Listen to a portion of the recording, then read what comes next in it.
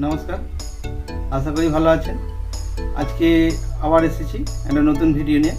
ভিডিওটা like, share, comment করবেন। তো চলুন শুরু করে যাক।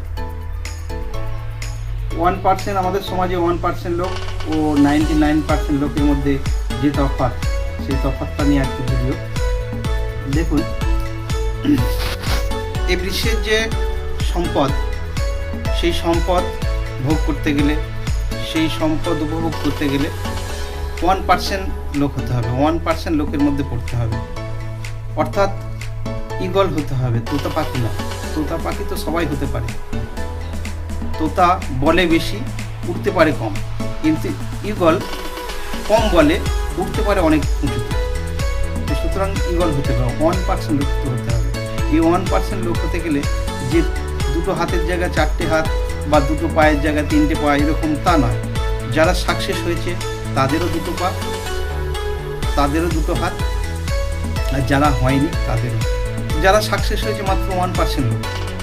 সেই 1% লোক হতে গেলে নিজেকে আলাদাভাবে কিছু শিখতে হবে, আলাদাভাবে কিছু করতে হবে, এক্সট্রা কিছু করতে হবে। যেমন ধরুন, দেখবেন যখন সমুদ্র তটে বেড়াতে যাবেন, দেখবেন দীঘায় সমুদ্র তটে ঢেউ খাওয়ার জন্য সামনেই দেখবেন অনেকে ঢেউ খাওয়ার জন্য অনেক ভিড়, কিন্তু একটু এগিয়ে যান দেখবেন ফাঁকা, আরও একটু এগিয়ে যান দেখবেন আরও ফাঁকা। অর্থাৎ 1%-এর দিকে যান দেখবেন একদম ফাঁকা।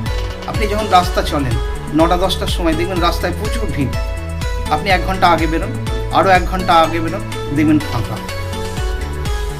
দেখবেন রাস্তায় মিছিল যাচ্ছে, একটা মিছিল যাচ্ছে, মিছিলের পিছনে পিছনে সবাই যাচ্ছে। মিছিলটা কখন ফাঁকা হবে, কখন সরে যাবে, তারপর তারা রাস্তা পার হতে হবে।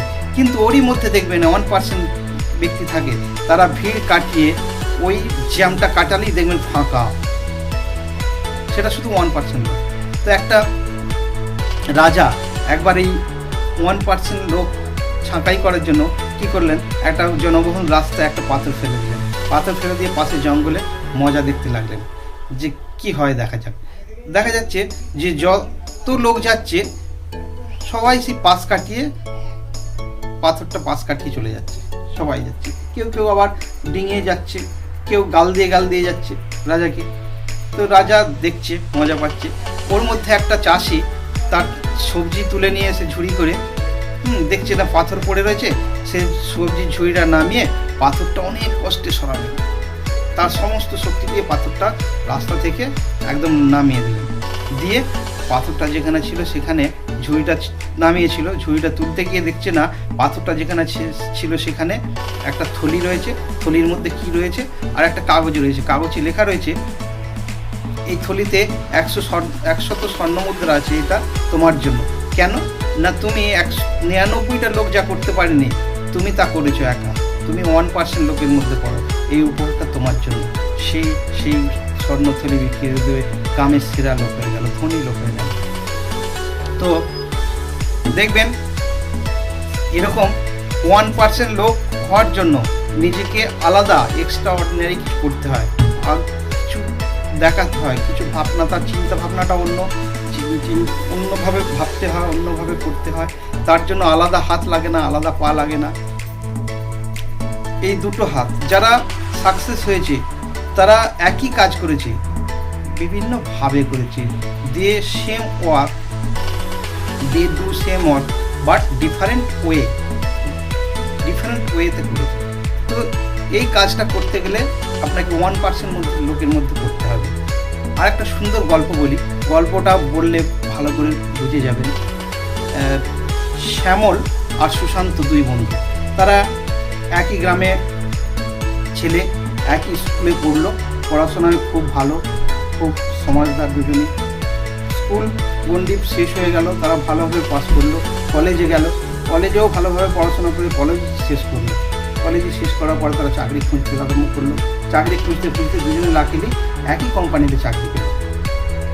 একই কোম্পানিতে চাকরি পাওয়ার পর তো শ্যামল আর সুশান্ত দেখুন কিরকম ডিফারেন্ট।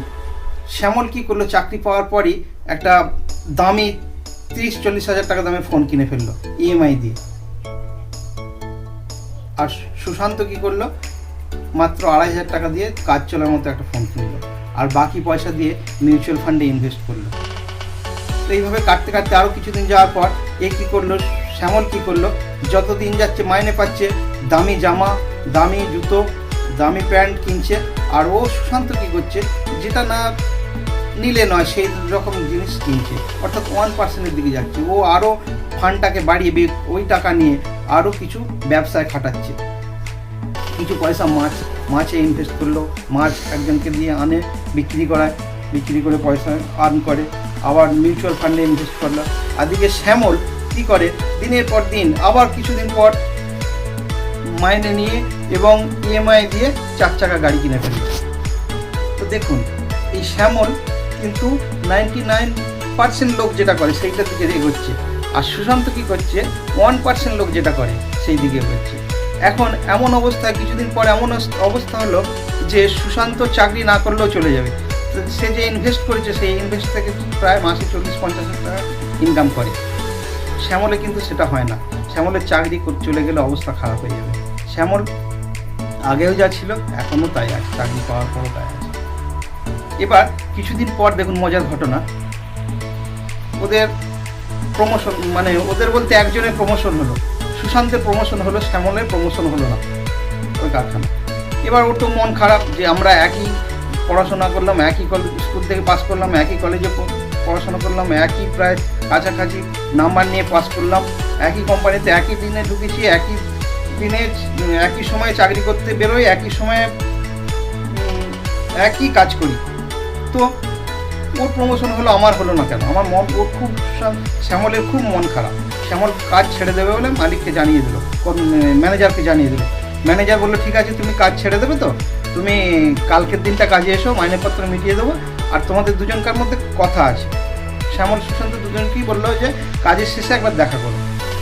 কাজের শেষে তারা দেখা করলো। পরের দিন যখন দেখা করলো তখন বললো এই কাছেই তো বাজার আছে, এই বাজারে যাও, আম কত করে কেজি দেখে এসো। প্রথমে শ্যামলকে পাঠালো, শ্যামল গেল, শ্যামল গিয়ে বাজারে দেখলো আম 40 টাকা কেজি। এসে বললো স্যার আম 40 টাকা কেজি। এবার সুশান্ত যাও, সুশান্তকে পাঠিয়েছে। সুশান্ত গেল, সুশান্ত সারা বাজারটা ঘুরলো, ঘুরে দেখলো সারা বাজারে মাত্র 2 জন আম বিক্রেতা আছে। একজন 35 টাকা কেজি বিক্রি করছে, একজন 40 টাকা কেজি বিক্রি করছে খুচরো। এবার সুশান্ত জিজ্ঞাসা করলো আমরা যদি সব আমটা কিনে নিই কত করে দেবে? বললে 10 টাকা করে কম হবে বাবু।